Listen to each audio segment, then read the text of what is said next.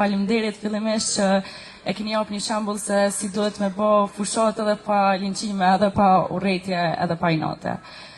Pyetja jam kish më drejtu më shumë presidentes. Cila kish me qenë një këshill që ja kishte japte femrave që po dojnë me hyrë në politik. E di që ka pas sfida shumë, ama kisha dosh me ditë këshillën tone edhe të fshehta që nuk ja ke tregu ndoshta çikës tone.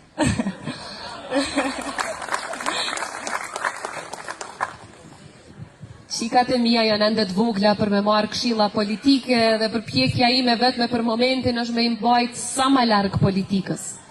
Po për vajzat e reja të cilat vërtet kanë motiv me bo diçka jo veç për Kosovën përgjithësi, po për vetveten e tyne, është gjithmonë punoni për një kauzë që shkon për te vetvetes.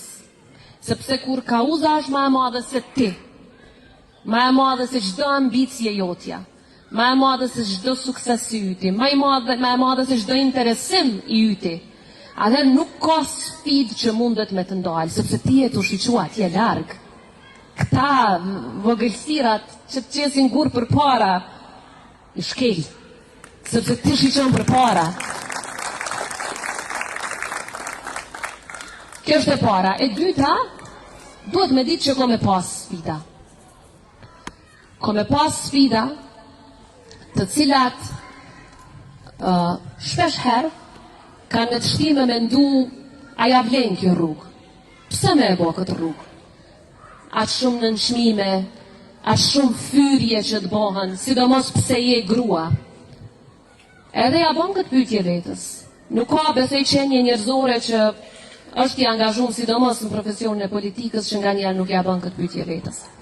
Me po të regoj që kam ka shpy mu me jesë për para për kundër vështirësive, për kundër goditjeve, për kundër sulmeve, prej mat ulta të cilat i përjetoj çdo ditë, e që jam të i përjetu në veçanti prej 6 marsit e këndej. Sa herë më shkon mendja me u dorëzu, më dalin para syve fytyrat e vajzave të vogla, cilat më shiqojnë, edhe shpresojnë që unë nuk dorëzohem kur. Edhe ajo s'u lën me u dorëzu kur.